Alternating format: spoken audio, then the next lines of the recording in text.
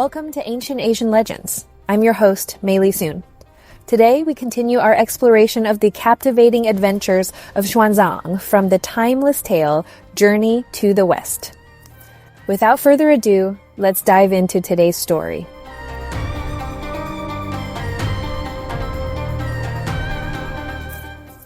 Chapter 18. The River Monk's Quest for Vengeance. Previously, Chen Guangrui, the top scholar, had traveled to Jiangzhou with his wife, but was attacked and thrown into a river by boatmen. The Dragon King rescued his soul in gratitude for a past kindness. Meanwhile, his wife, Madame Yin, had been threatened by the attacker Liu Hong and gave birth to a son. She sent the baby downstream to save him.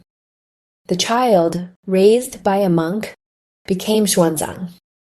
Upon discovering his origins, Xuanzang embarked on a journey to Jiangzhou as a wandering monk.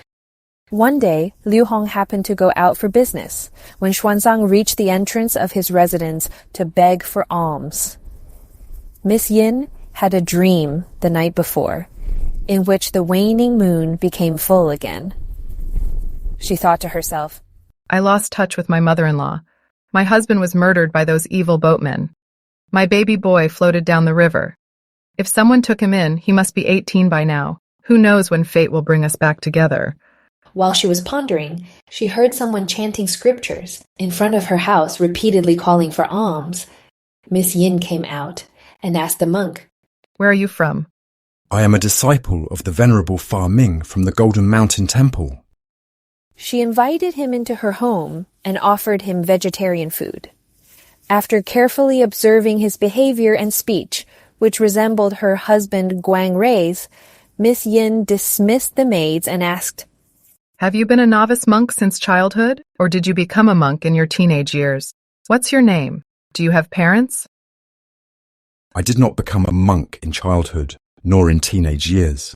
To tell you the truth, I experienced great injustice. My father was murdered, and my mother was taken by thieves. My master, the Venerable Fa Ming, instructed me to find my mother in the Jiangzhou government. What is your mother's name? My mother's name is Yin Wenjiao. My father's name is Chen Guangrui. My childhood name is River, and my Dharma name is Xuanzang. I am Wenjiao, but what evidence do you offer? Hearing that this was his mother, Xuanzang knelt down, weeping bitterly, and said, Mother, if you doubt me, I have this shirt stained with blood as evidence. Wenjiao took it and saw that it was indeed true. They embraced and cried. She then said, My son, hurry and leave.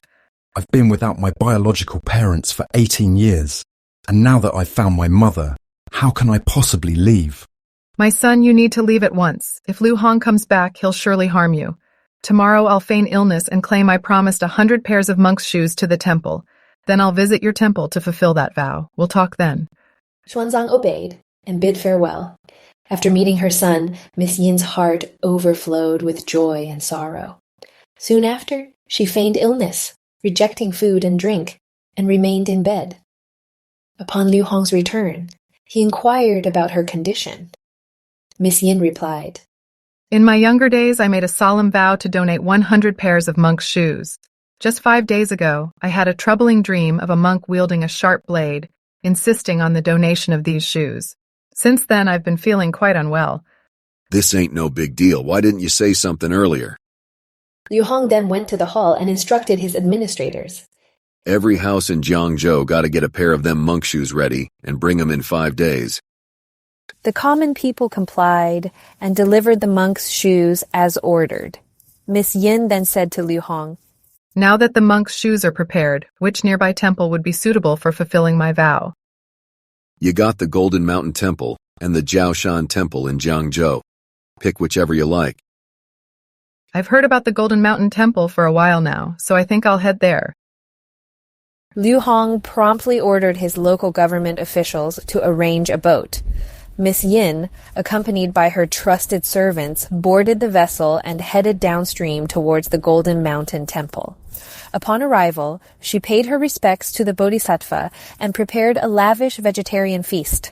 Instructing her maid to bring trays of monk's shoes and socks, Miss Yin proceeded to the Dharma Hall.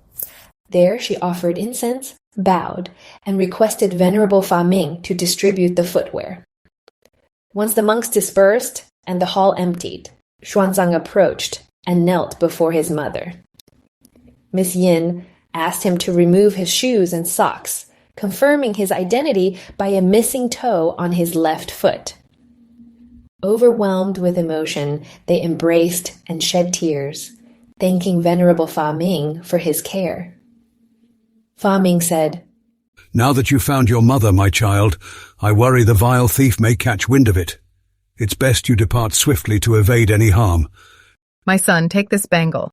Head northwest to Hongzhou's 10,000 Flowers Inn. Your paternal grandmother, Lady Zhang, awaits there. I'll write a letter for you to deliver to the Tang Dynasty's imperial city. Look for Prime Minister Yin, your maternal grandfather, near the Golden Hall. Give him my letter and he'll seek justice for your father's death and rescue your mother. I can't stay. The thief may grow suspicious if I delay. She then left the temple and boarded the boat to depart. Tears streaming down his face, Xuanzang rushed back to the temple, informed his master, and swiftly departed for Hongzhou. Upon reaching the 10,000 Flowers Inn, he discovered that Lady Zhang had lost her sight, depleted her funds, and was now living on the streets. Finding her in a shabby tile kiln, he presented his mother's bangle and letter and shared the fate of his parents. His grandmother revealed that her blindness resulted from daily tears shed over her son's failure to return for her. Xuanzang then knelt down and prayed to the heavens. I, Xuanzang, am 18 and yet to avenge my parents. Today, I followed my mother's wish to find my grandmother. If heaven hears my plea, please grant my grandmother her eyesight back. After praying, he gently licked his grandmother's eyes with the tip of his tongue. Instantly, her eyes opened and her vision was restored. Overwhelmed with both joy and sorrow, the grandmother was moved to tears. Xuanzang then guided her out of the decrepit kiln and brought her back to the inn. After paying rent and securing a room, he provided her with travel funds and said, I'll return in a little over a month. Xuanzang promptly said goodbye to his grandmother and journeyed directly to the capital. Locating the residence of Prime Minister Yin on East Street in the Imperial City, he was escorted to the main hall.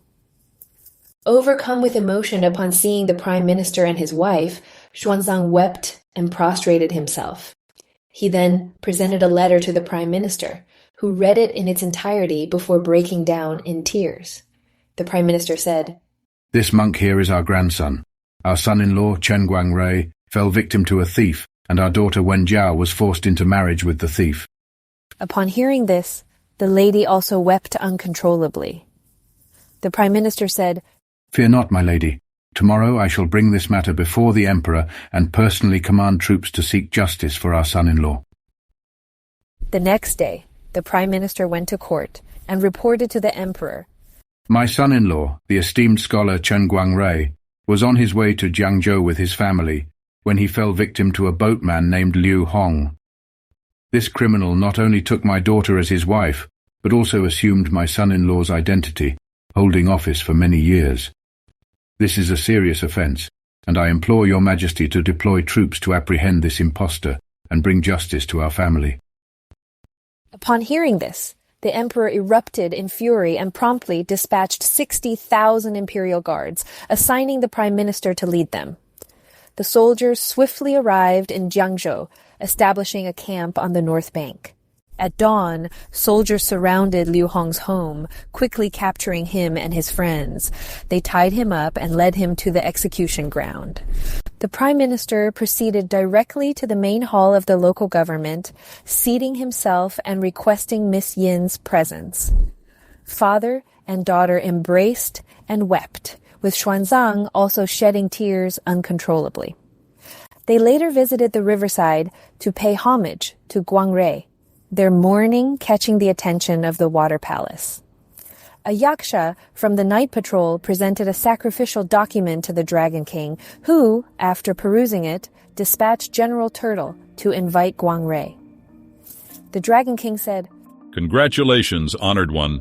Your wife, son, and father-in-law are gathered at the riverbank, offering prayers to you. I shall now grant you the gift of life once more.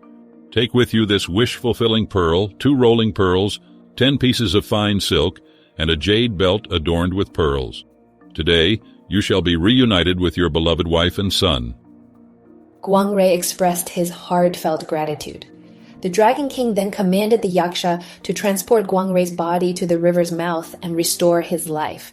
Accepting the order, the Yaksha departed. Meanwhile, Miss Yin grieved deeply for her husband. Suddenly, a body surfaced near the riverbank. Rushing forward, Miss Yin recognized it as her husband's corpse and burst into inconsolable tears. Onlookers gathered, amazed, as Guangrui's body began to move, flexing his fists and stretching his legs. Gradually sitting up, Guangrui left everyone in shock. Opening his eyes, Guangrui saw Miss Yin, her father the prime minister, and the young monk, all weeping beside him. Guangrui asked, "Why are you all here?"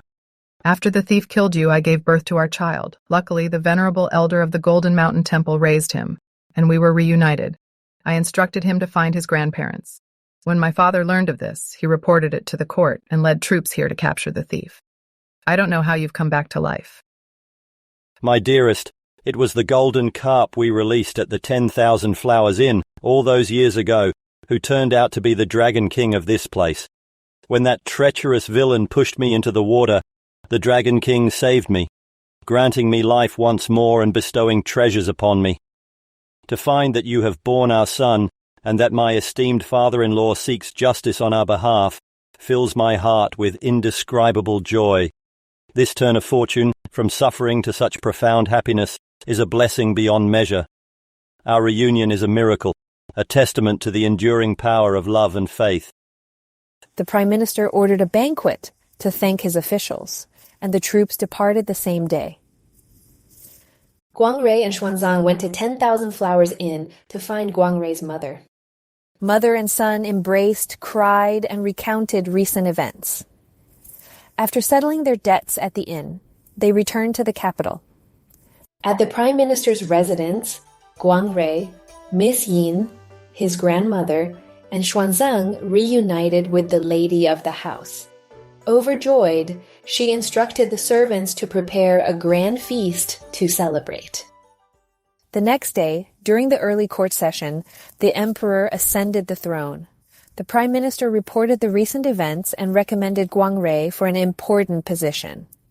The emperor approved and appointed Chen Guangrui as a scholar official to assist in governing the country. Xuanzang, choosing to devote himself to Zen practice, was sent to meditate at Hongfu Temple. What happens next? How is everyone related to Wukong, Pixie, Sandy, and the White Dragon Horse? Tune in next week on Ancient Asian Legends.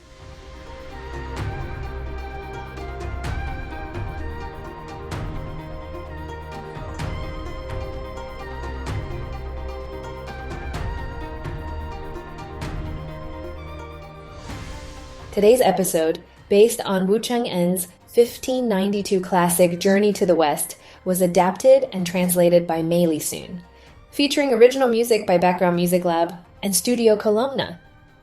If you like today's episode, please share it with a friend. What's next for Xuanzang? Who is going to rescue Wukong from the Five Elements mountain? Find out on the next episode of Ancient Asian Legends. Until then, take care and stay enchanted.